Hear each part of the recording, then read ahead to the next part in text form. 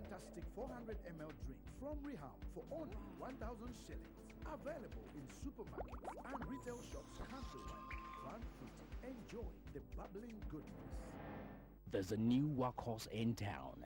The new Dutchfar Agrolax tractor from Dutchfar, Germany is now available at Spear Motors Limited. This tractor, with user-friendliness as standard, comes in 2x4 and 4x4 wheel drive with a 3-cylinder diesel engine characterized by outstanding performance and low fuel consumption. It's the ultimate workhorse that offers value for money. So pay us a visit today. Spear Motors Limited, plot M428 Nakawa Ginger Road.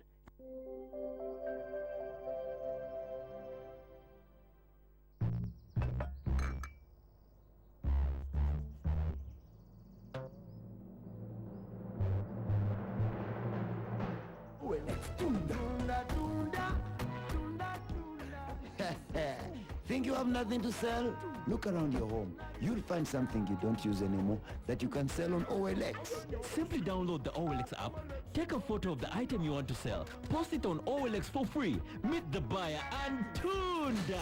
OLX, everything sells.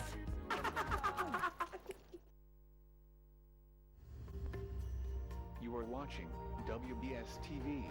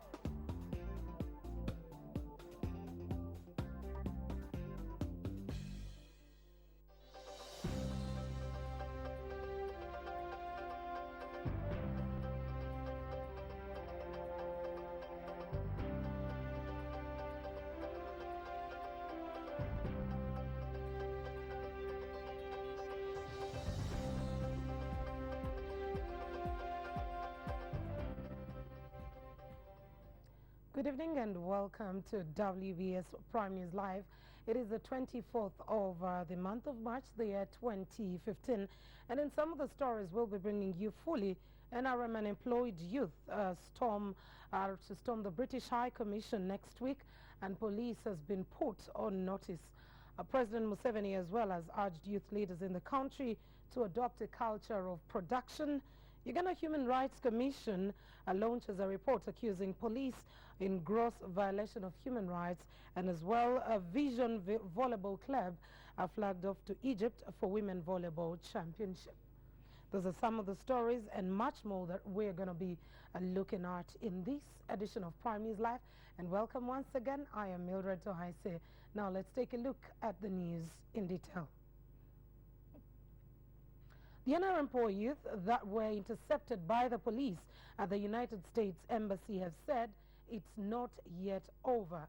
This was revealed in an exclusive interview with WBS Television, where the youth vowed to attack more embassies in the country, not until government finds a solution for their pending problems of unemployment. They said next week they will attack the British High Commission, where they intend to meet the British High Commissioner to Uganda, Alison Blackburn.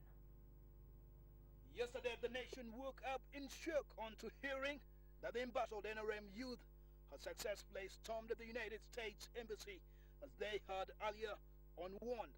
The youth had earlier posted in the social media that no matter police deployment, they will at all costs storm the United States Embassy and address their concerns to the U.S. Special Envoy to Uganda and other embassy authorities on refugee affairs. And this was evident for our cameras as they rolled them engaging security at the main entrance of the embassy.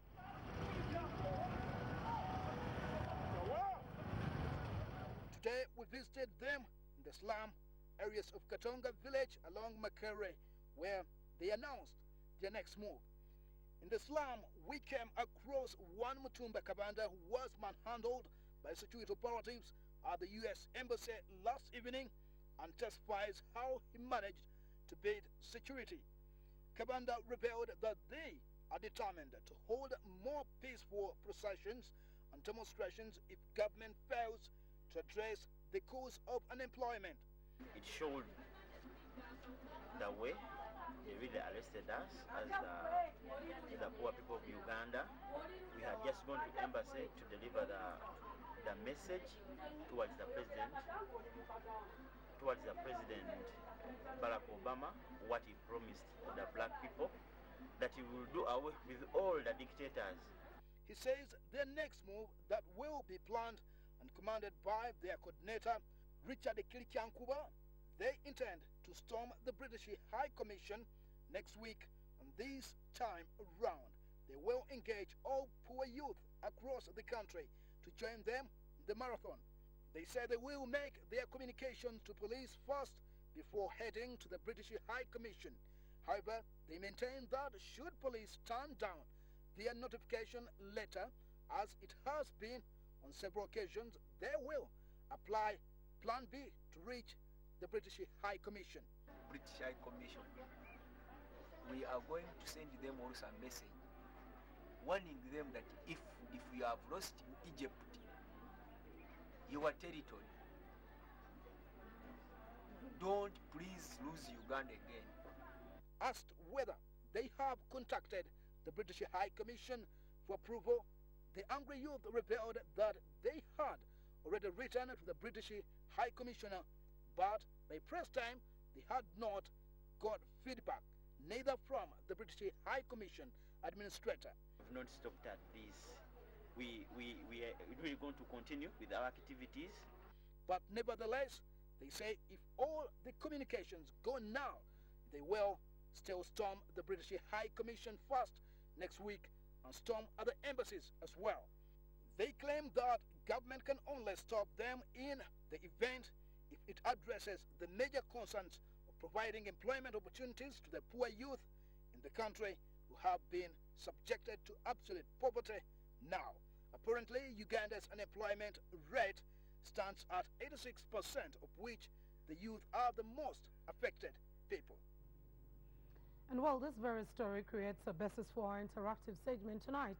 And in our opinion poll question, we are asking, do you think storming the embassies by the NRM and employed youth is a solution to address unemployment problems in the country? Once again, do you think storming the embassies by the NRM and employed youth is a solution to addressing unemployment problems here in the country? Now, if you want to be a part of this, simply go to our Facebook page at www.facebook.com/WBSTV Uganda. Drop your comment right there, and as we get along with the bulletin, we'll definitely sample some of your reactions. Now, away from the NRM poor youth, President Yoweri Museveni has urged youth leaders in the country to adopt a culture of production. Museveni made the appeal while presiding over a day's workshop on youth participation in government programs in Uganda that attracted youth leaders in the entire country after a report by International Alert spelled out a negative attitude towards the culture of production here in Uganda. And like other programs in the report, NADS is not a youth-specific program and only attracted households, capital venture, youth livelihood program, and Skilling Uganda that have been largely embraced, as Aaron's Mark reports.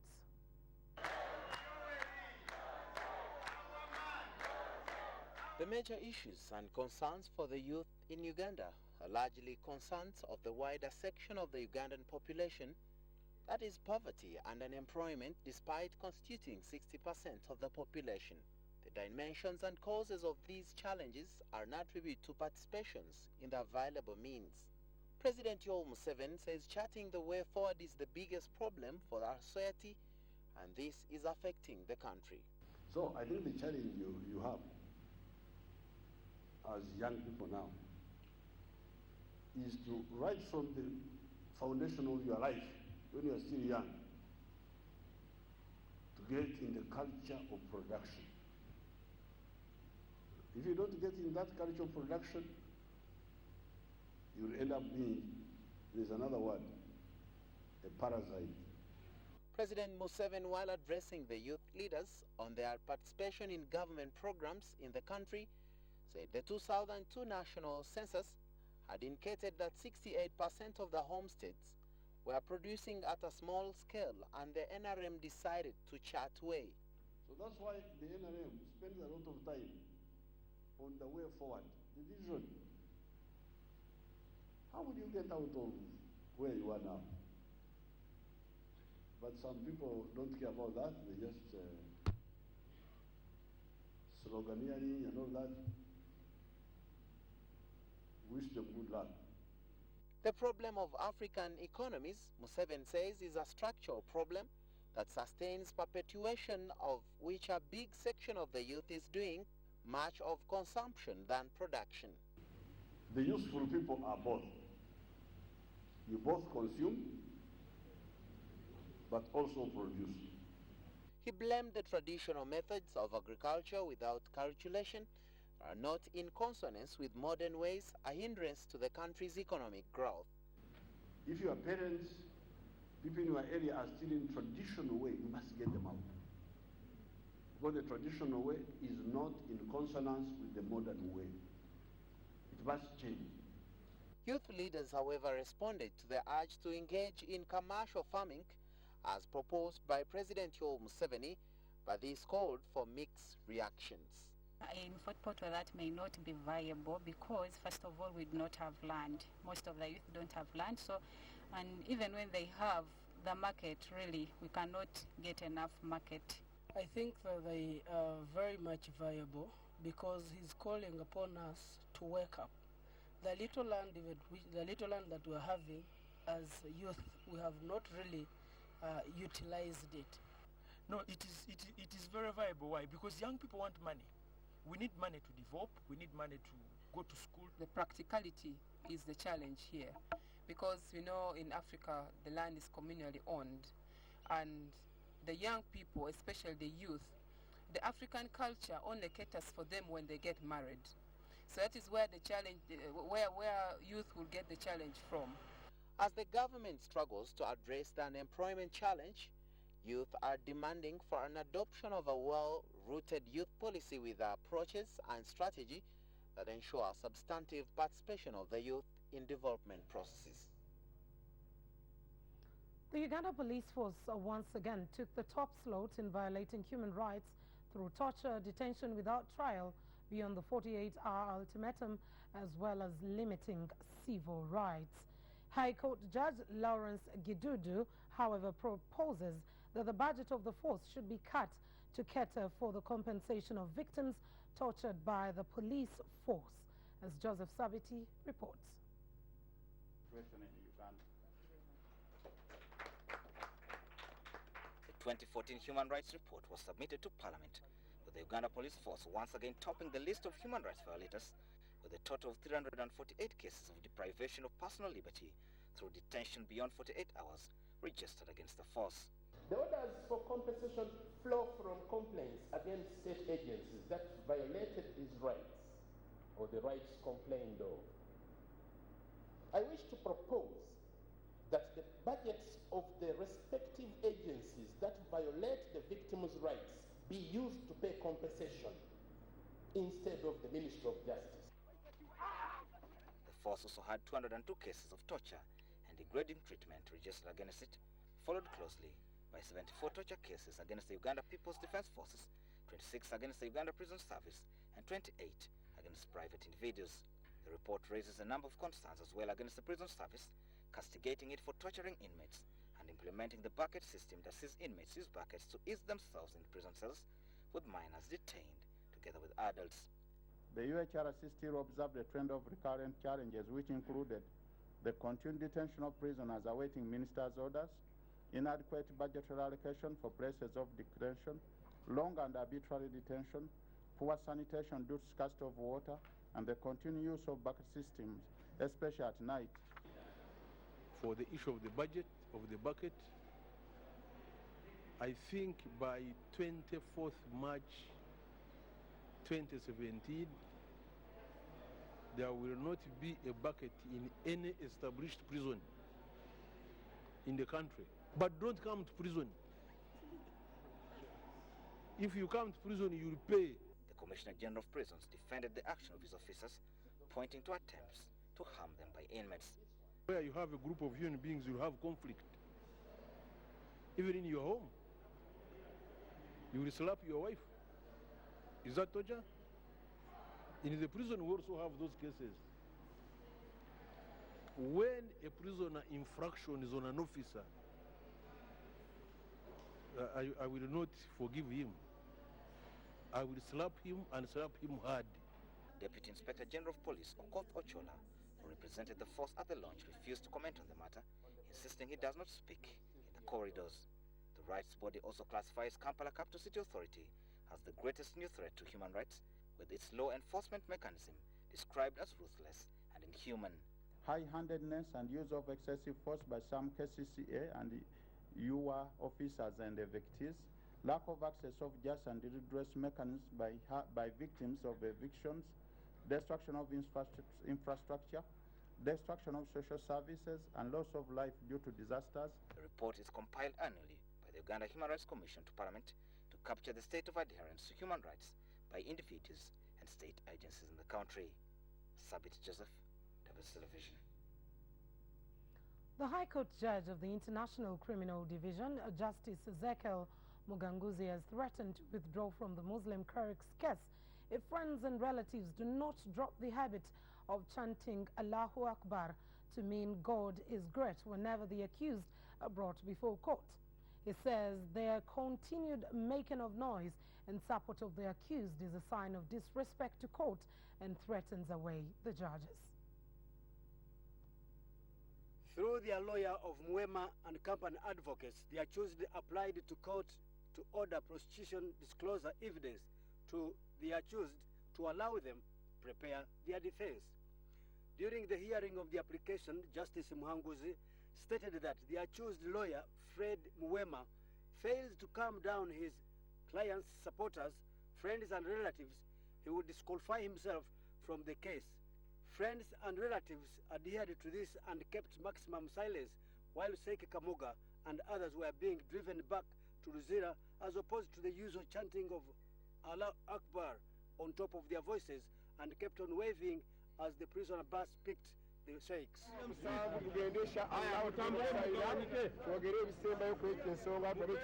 During the hearing of today's application, the accused lawyer told the court that his clients are seeking pre-trial disclosure of evidence which prosecution hopes to rely on before they are brought to court to enter plea.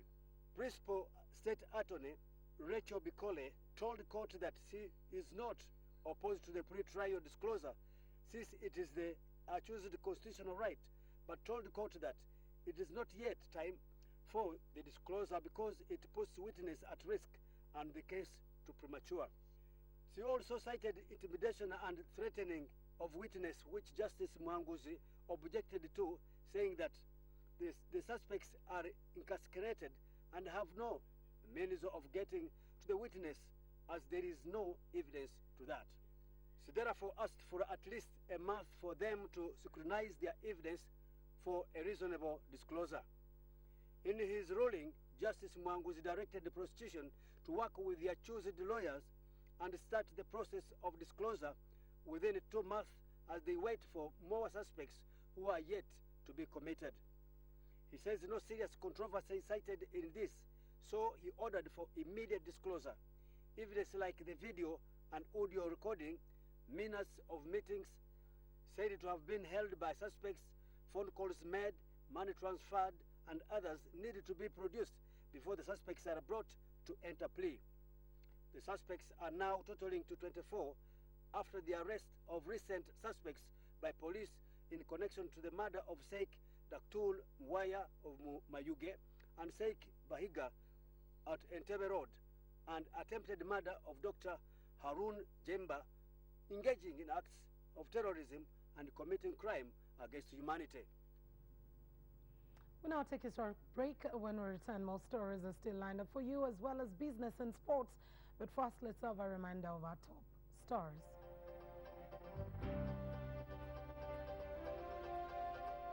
NRM unemployed youth to storm British High Commission next week. Cholera situation in Uganda worsens. Kasese and Bundibuja districts most affected. And High Court judge threatens to abandon case involving Muslim clerics.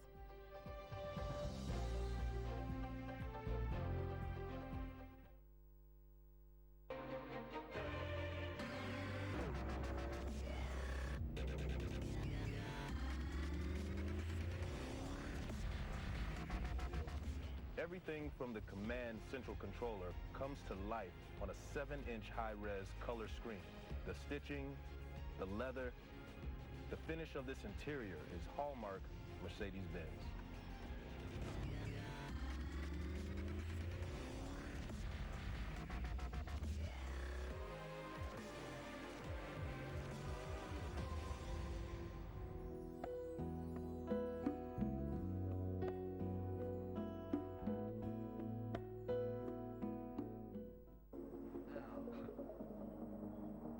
Hey, let's do it.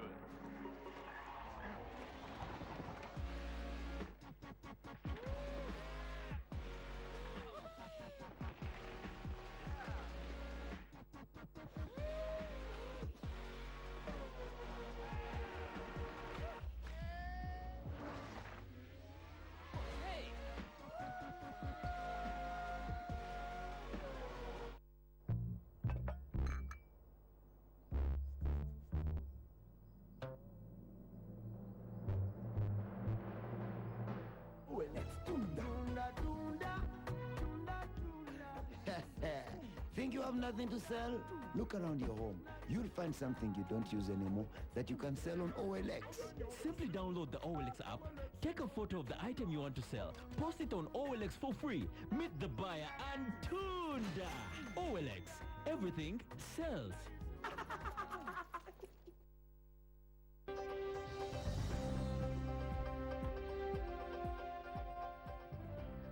Welcome back, and a great pleasure that you're still with us on WBS Prime News Live. First, taking a reminder of our opinion poll question. Tonight we're asking, do you think storming the embassies by NRM unemployed youth is a solution to addressing unemployment problems in Uganda? Once again, do you think storming the embassies by the NRM unemployed youth is a solution to addressing unemployment problems here in Uganda? Now, to be a part of this, just simply go to our Facebook page at www.facebook.com/WBS TV Uganda. Drop your comment right there, and as we get along with the bulletin, we'll give out some of your opinions.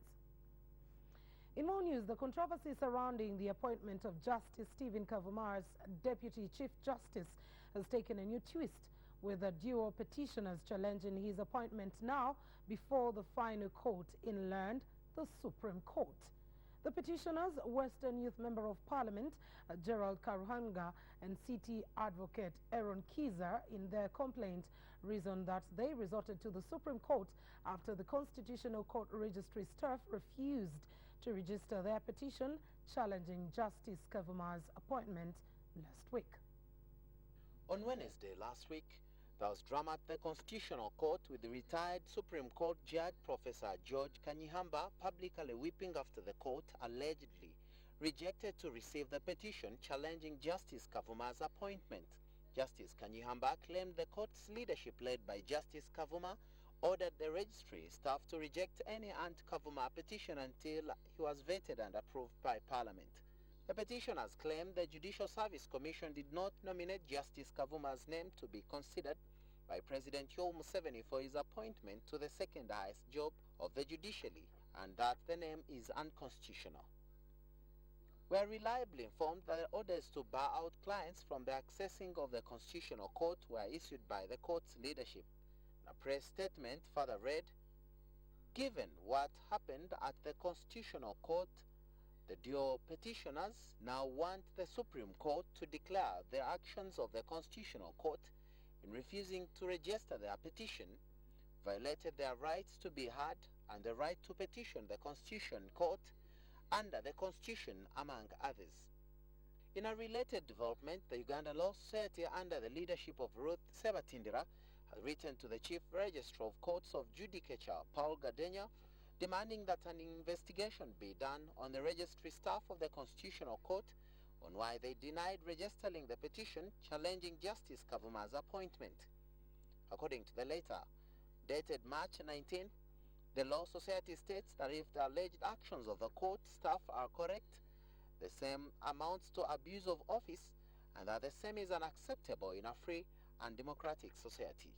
We therefore write to officially bring this matter to your attention and specifically request that an investigation be carried out with a view of establishing any of the registry staff or registrar were culpable so they are brought to book. The letter by the Uganda Law Society to the Chief Registrar reads in part, "Our request is that this matter be handled urgently and that the Uganda Law Society be advised about the findings." By press time yesterday, the Supreme Court was yet to summon the Attorney General, who is the respondent in this matter, to file in his defense to the allegations before the petition can be heard. To issues of health now, there have been 17 new cholera cases reported in Bundibujo this week, bringing the total number of cases up from 91 to 116. While in Kasese district, the number of cholera cases have as well increased from 9 last week to 15 cases, with only 1 death registered. Bwera Hospital, which is a regional referral hospital, is currently grappling with diagnosing an influx of 100 Congolese who entered Uganda through Lubiriha border, suspected to be suffering from the epidemic. The cholera situation in Uganda seems to be running out of control, with the epidemic claiming scores of lives in the countryside without the notice of the Ministry of Health and the World Health Organization. Bundibujo district, located in the far western Uganda countryside, 17 new cholera cases were reported this week, bringing the total number of cases up from 91 to 116. 7 more deaths were also reported, increasing the death toll to 16 since the cholera epidemic broke out 3 weeks ago. The Epidemiological Surveillance Division of the Ministry of Health has reported in the districts neighboring Bundibujo, there were still some reported cases despite drastic falls since the outbreak. 9 cases were reported in Hoima, up from 5 last week, with 1 death. In Kasese district, 9 cases were reported. However, by last evening, the toll had risen to 17 compared to 71 3 weeks ago. UPDF soldiers going in and out of DR Congo have made up most of the cases in the past. The first cases in Bundibujo were mostly UPDF soldiers who had come from Kasese. An epidemiologist in the Ministry of Health Epidemiological Department, who sought for anonymity, however, said the cholera outbreak in Bundibujo may have been caused by contaminated water around Lake Albert. However, away from western Uganda, in Arua, 3 people have been confirmed dead in a cholera outbreak in the district. Several others have been admitted to Arua Hospital. The district health inspector, Kalisto Onama, yesterday said, open quotes, the affected areas are Oli, Abibia in the municipality, and Ediofe and Achiba in Ayivu County, close quotes. In Hoima district, 5 people have died and more than 50 others hospitalized following a fresh outbreak of cholera in Hoima district. The district director of health services, Dr. Matthew M.L., says, open quotes, Kyangwali sub-county on the shores of Lake Albert was the worst hit, close quotes. However, the most affected areas include Nsonga and Chenjojo. While in Nebi, 3 people were reported dead and over 100 were admitted at various health units in the district following an outbreak of cholera in Diemi, Panyamur sub-county, Padiere County. The District Director of Health Services, Dr. Sam Oraj, said, open quotes, cholera broke out around February 28th in Diemi landing site, Panyamur on Lake Albert, and 46 cases since then have been reported, close quotes. Apparently, cholera is reported to be spreading rapidly to areas of Nyapeya, Akworo, Congo, Panyangoro, and Parombo. Western Uganda is the only region of the country that has been worst hit by the cholera epidemic. Still in more news, Uganda last evening joined the rest of the international community to celebrate the World Water Day under the theme Water and Sustainable Development. In Uganda, the day was celebrated at the Directorate of Water Resources Management in Entebbe. World Water Day highlighted a specific aspect of fresh water to ensure that the year 2015 provides an important opportunity to consolidate and build upon the previous World Water Days to highlight water's role in the Sustainable Development Agenda. However, the day was celebrated amidst shame with scores of Ugandans admitted suffering from typhoid at Kisenyi Health Center 5 as a result of drinking contaminated water with feces.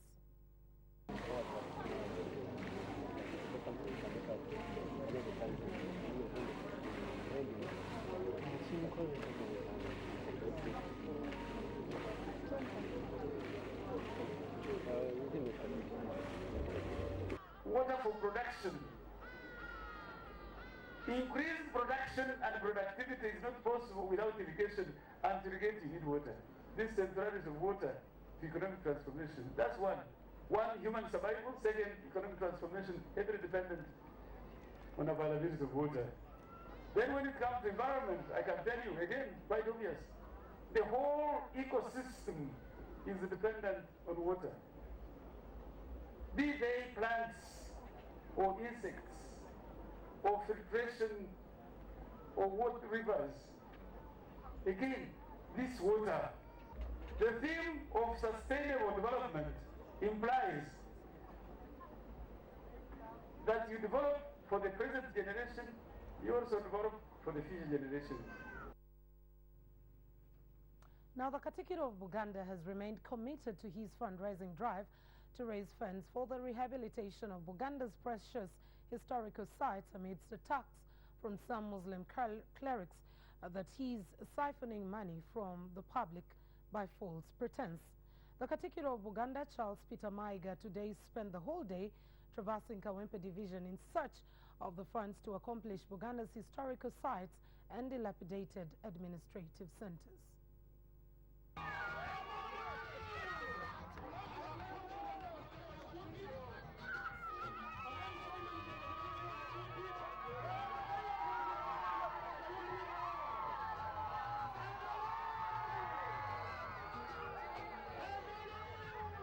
Tunakoma ku masengere mu bweti n'ebirala tujja kubikola ng'ate mmwe mubikola.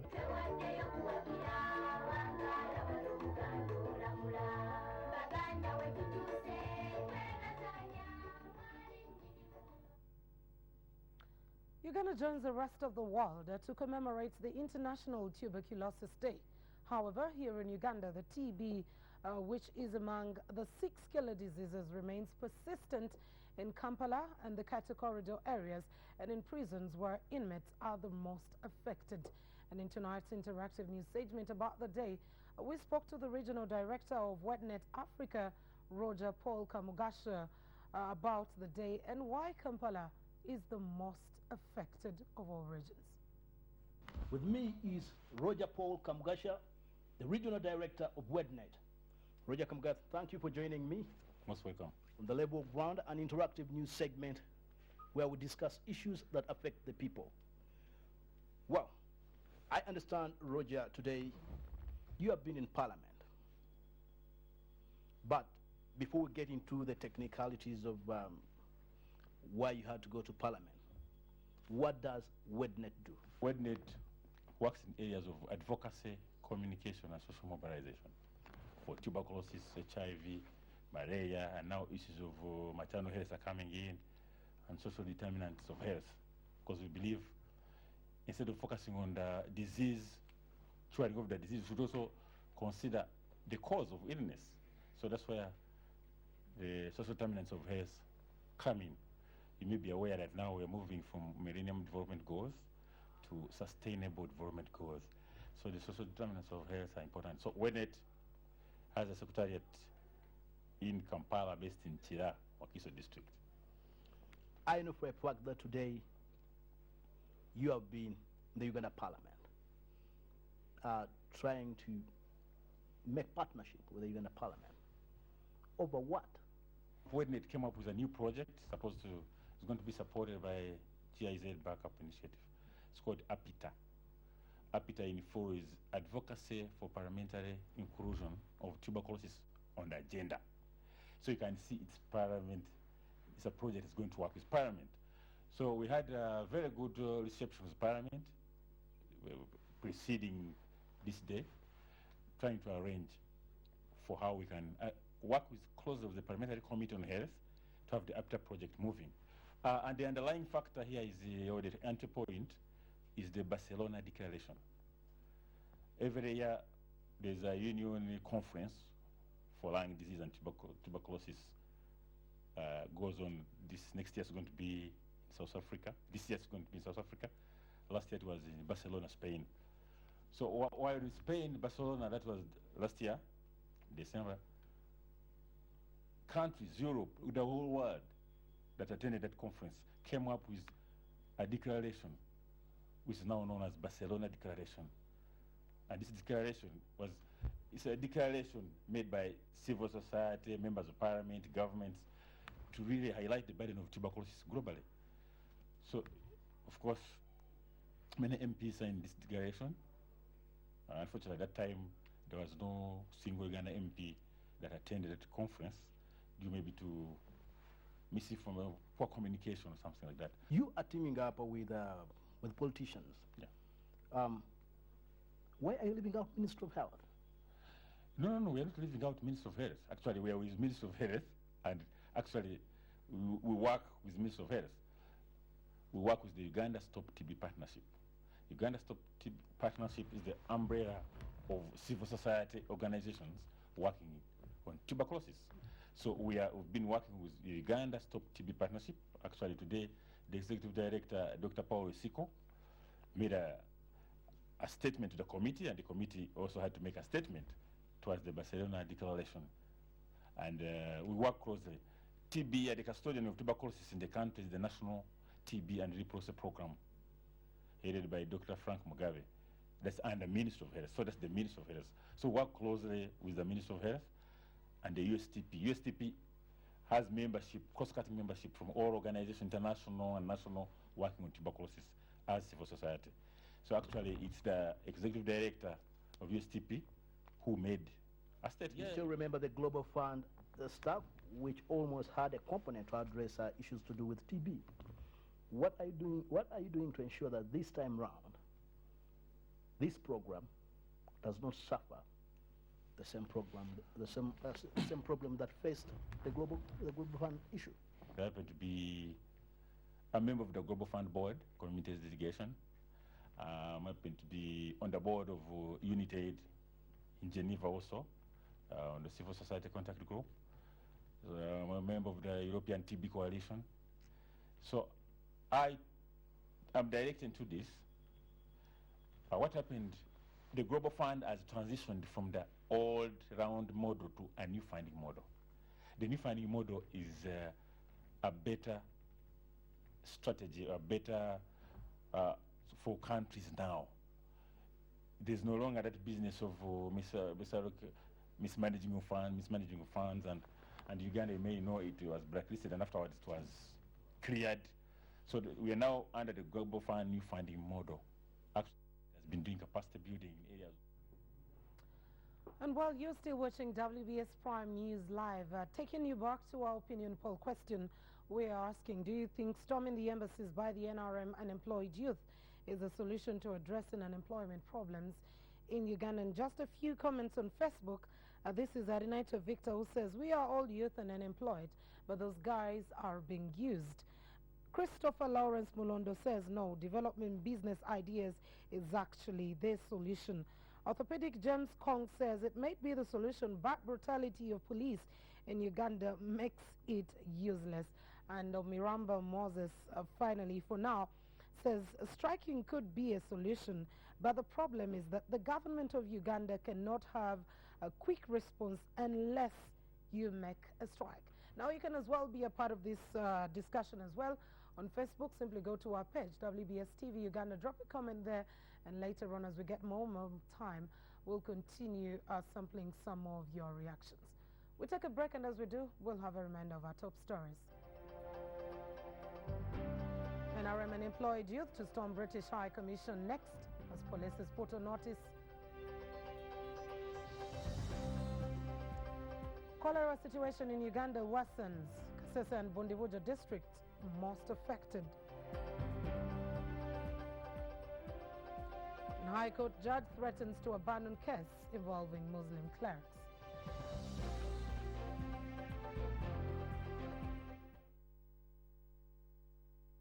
This is for the magicians, the ones who make sure you and I are fresh and clean all day long. Amidst all challenges, they toil to make us shine. Every single day, they apply their magic to give us more than we've ever dreamt of. Magic that appeals to our senses. Magic so motherly that little angels can't resist. Only they can do this magic.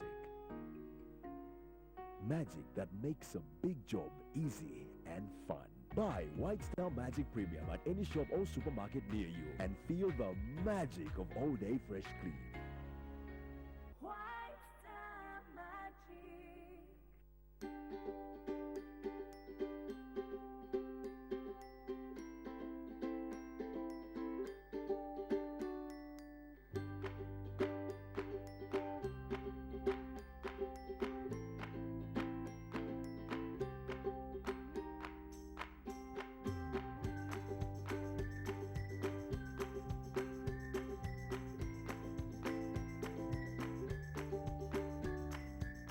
Introducing Yuga Chick Super.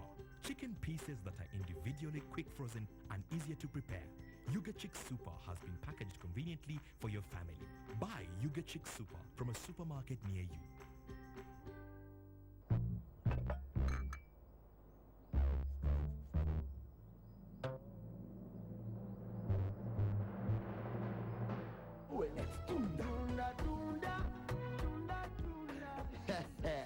Think you have nothing to sell?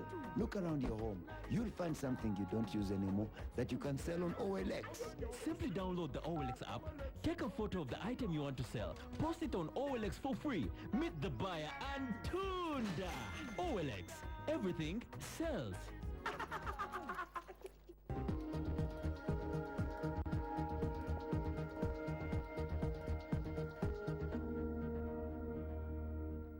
Welcome back. Let's take a look at what's happening in the world of business now. And in tonight's business segment, the CEO of Tullow Oil, Aidan Have, talks about UK's leading Tullow Oil company and the investments in Africa.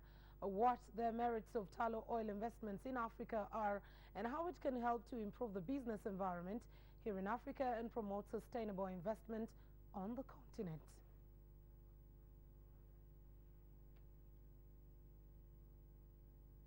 Well, Invest in Africa is an initiative to change the view of Africa away from aid but towards investment, and to bring a number of different companies from different types of industries together to help to promote different type of investment in Africa. It's changing the perception of the continent. It's to show that Africa is open for business, that it's a good place to invest. And quite a lot of the initiatives that are out there tend to be more lobbying, they tend to be more about aid, but we're really saying that this is purely business. The companies who have been talking about this and getting involved in this are from all over the world. We all have the same experiences, we all have the same issues, and we all see the same opportunities, and everybody's willing to help. We have endless opportunities for companies to work with us. if you want an easy entry into Africa, come and offer the services to the companies who are currently there. And that's good for them. It helps to build African businesses, and it also helps them to establish have relationships and partnerships in the continent. There's two types of businesses that will benefit from Invest in Africa. There's those who have not previously invested in Africa, so they can learn from the experiences of companies who have. They can see the opportunities. And for companies who are currently there, they want to bring in more companies. They want to bring in more investment. They want all the countries to do well. Well, Africa is a big place. There's 54 countries, so every country is slightly different. But I think, when you're investing in Africa for the first time, I think you need to be patient. It's a long-term investment. It's a long-term commitment.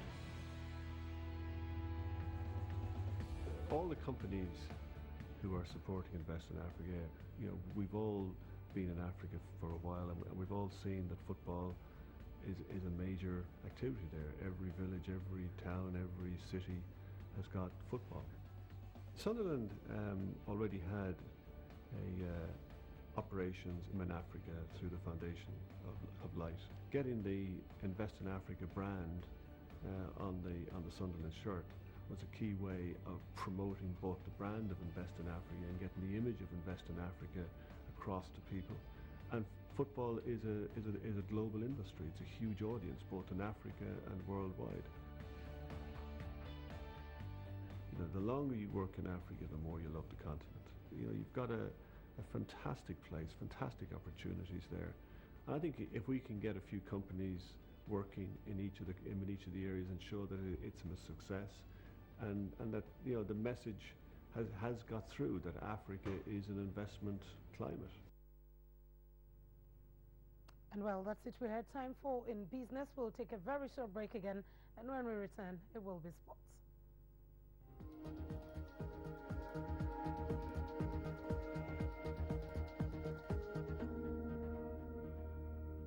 My name is Musa, your travel agent. I'm taking you around Africa, our motherland, a land gifted with beauty that flows right from Uganda, the Pearl of Africa. Our first destination will be Rwanda, a land of hills and beautiful ladies. Then Tanzania, the home to the great Kilimanjaro mountain. And Kenya, the Masai Mara home. If I may ask, anyone with more exciting sights? Movitable jelly and Movitable soap. That shows her love for quality African-made products. In fact, I move with Movit Herbal Jelly too. My friends and I at Compass all use Movit Herbal products. As in, I even carried mine. To have a good service, I first bathe with Movit Herbal soap. See, I gave the right answer. Even at home we use Movitable gel and Movitable soap. Me too. Movit. All day confidence.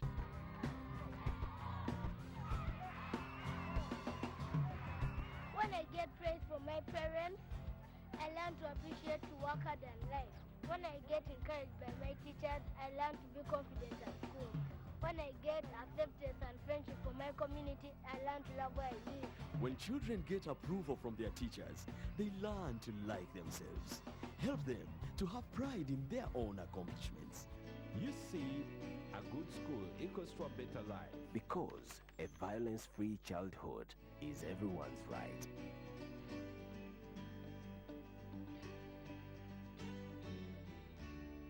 Raising Voices.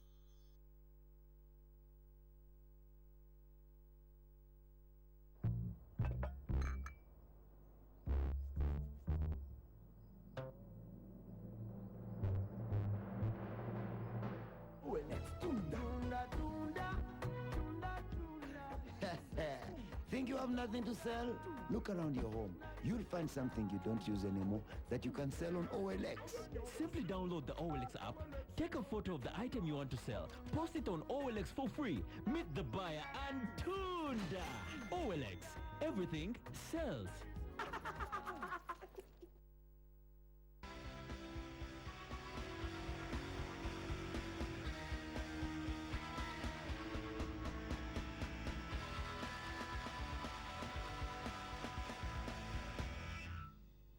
Welcome back, and it's a great pleasure that you're still with us on WBS Prime News Live. Let's take a look at what's happening in the world of sports. And the Vision Volleyball Club women depart to Cairo Egypt tomorrow ahead of the African Volleyball Women's Clubs Championships that are set to throw off on 26th March 2015.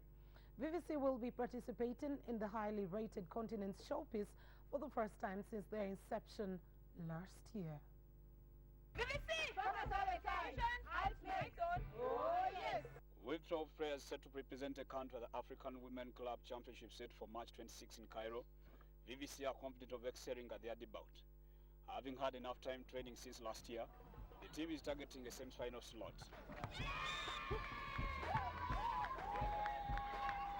Well, the preparations have been so good because we have trained so hard, and there are things we've added on our training since we qualified. We've added on very many things, and the coach has brought in very different drills which have also helped us like improve on our court defense, back court defense and net defense, the services. I'll try to lift up the team and they'll try to lift me up. Right now we are not up there, but we believe when we reach there, we are going to be up there. What we need is extrinsic motivation from you people who are here in Uganda, and we will have our own intrinsic motivation to lift up Uganda. With two middle blockers, team captain Joan Nabuto and Zain Kagoya, the team is hopeful of good results. Senior player who doubles as the team's technical director, Josephine Namanda, seemed to be in high spirits ahead of the African Championship. The team is very well prepared. As we all know, this year we have been able to take part in 3 tournaments. That is the Joan Cox Memorial Tournament. We were able to take place in the Ndeje Open Tournament and the recently concluded Jinja Open Tournament, and we came out as victors. This puts us in a hopeful position for a good show in the upcoming event. So we are ready, in good shape, to represent the country favorably. Semi-finals are the coach's target, as players can take on any challenge as the team is now used to winning. VVC won the National Clubs Championship and the National League last year to reach the feat. They also won 9 titles in 11 finals. Ahead of the Contender Showdown, the team has so far defended the Joan Cox Memorial and the Jinja Open Championship, but also won the Nature Open title. Frank Silgo, WSTV, Kampala. 2 stages in the upcoming Source of the Nile rally have been renamed after fallen motor rally legends Sosipita Munyegera and Mubarak Kisingo, who hailed from Busoga region. According to the organizers, Eastern Motor Club, the 2 legends contributed a lot to Ugandan rallying and are worth remembering. After the official launch of the second NRC round, drivers had the chance to feel the current surface of the Jinja Agricultural Showground, where day 1 of the event will be held. Speaking about his expectation the 2-day event, homeboy Peter Kakaile predicted high-speed time postages as many roads are smooth. We think that in this rally we are going to be very aggressive. We are also going to be contenders, serious contenders. It's a tricky rally. It's got both wet and fast roads. So it's a careful balance between the two to make sure that you go fast where you can, but you've got to be cautious where it's not good. Kakaile lowered to tame drivers from other regions of the country as will be racing at his backyard. It's going to be a very fast rally, and in terms of how we look at ourselves, we'll take it as it comes and try to be top in the rally. So let's see how it goes. Talking about safety, organizers promise an accident-free event as they have designed all the routes in these busy areas. I'm requesting and urging whoever will be at this event should make sure safety is beefed up first before doing any other issue. We thank each individual efforts done by you. It's not easy to organize an up-country event. It's very, very difficult. But we always want you to come and approach us where you have problem. We as the bosses from the federation, that is our... You see cameras there. Those cameras in Europe are there to warn you. They even write. 2 competitive stages have been named after foreign regents Sosipita Munyegera and Mubarak Kisingo, who hailed from Busoga region. The winner of the 2 stages will be awarded with gold medals. in remembrance of the foreign drivers. A total complete distance of 192 kilometers will be driven on Saturday and Sunday. Frank Serugo, WSTV, Kampala. And finally, on the sports scene, after winning the court battle against Uganda Super League Limited, USLL, that had applied for an interim order bearing the telecast top league games, pay television Azam TV will be out to telecast more than one game a day. Speaking of the giveaway of decoders to different media houses in preparation for the digital migration era, Azam TV's marketing manager Dennis Kalikwani disclosed their plans of even extending their support to other sports. Let's have a look.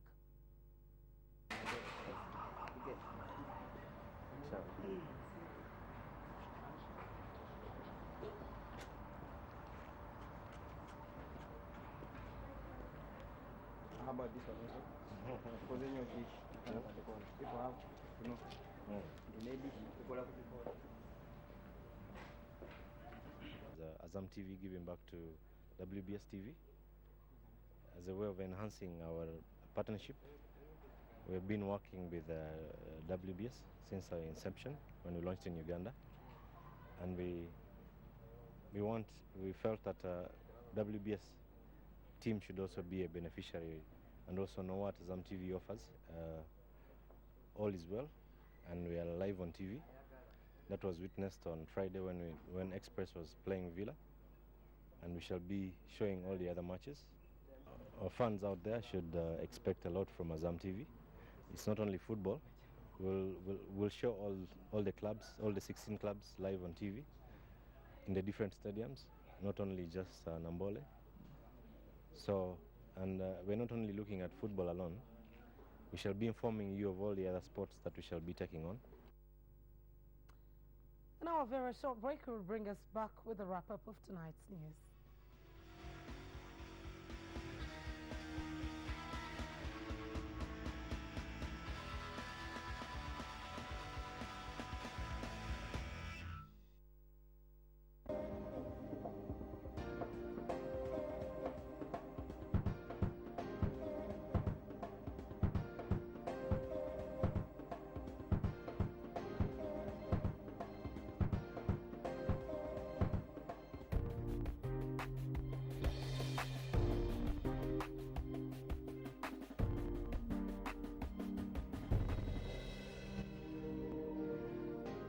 Stop chasing bonuses that don't last. Bonga Forever Ever from Uganda Telecom never expires and gives you up to 100% guaranteed bonus every time you load airtime. Simply dial *100#, select Bonga Forever Ever, and talk and text all networks with the bonus that lasts.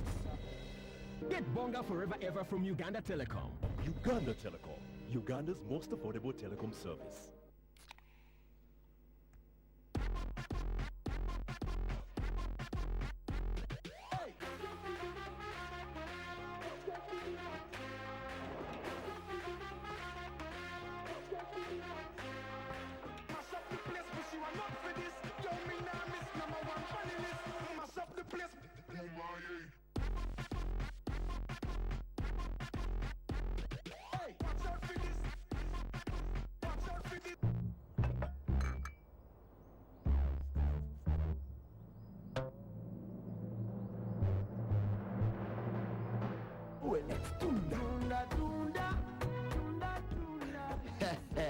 Think you have nothing to sell?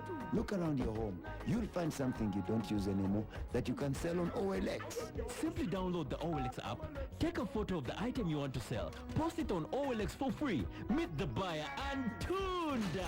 OLX, everything sells.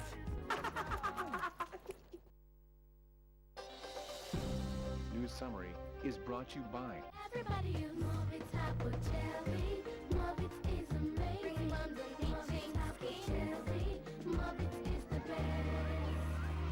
Mobit, all the confidence.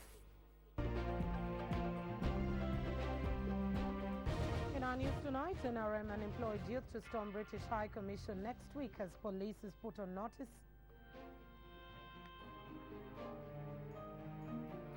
President Museveni urges youth leaders in the country to adopt a culture of production.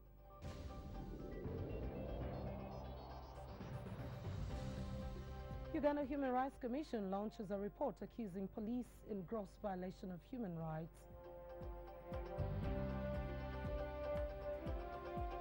Cholera situation in Uganda worsens as Kasese and Bondivoja districts become most affected. High Court judge threatens to abandon case involving Muslim clerics.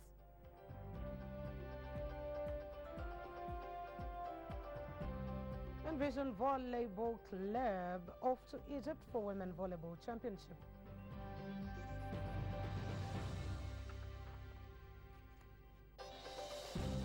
News Summary is brought to you by Everybody use Movit's Apple Jelly. Movit's is amazing. Movit's Apple Jelly. Movit's is the best. Movit's, all the confidence. Thank you very much for sparing your time to be with us. We finally now come to an end of WBS Prime News Live. I am Mildred Tohaise. Stay tuned to WBS TV. Have a good night and God bless you.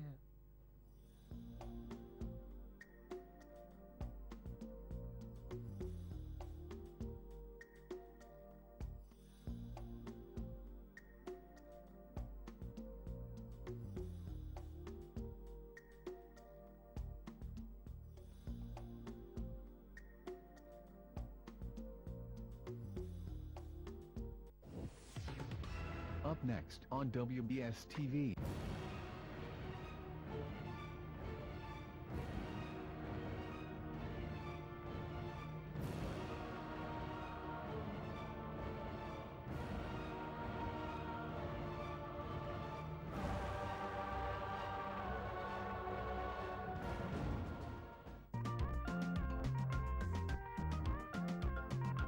Muziki Moment is brought to you by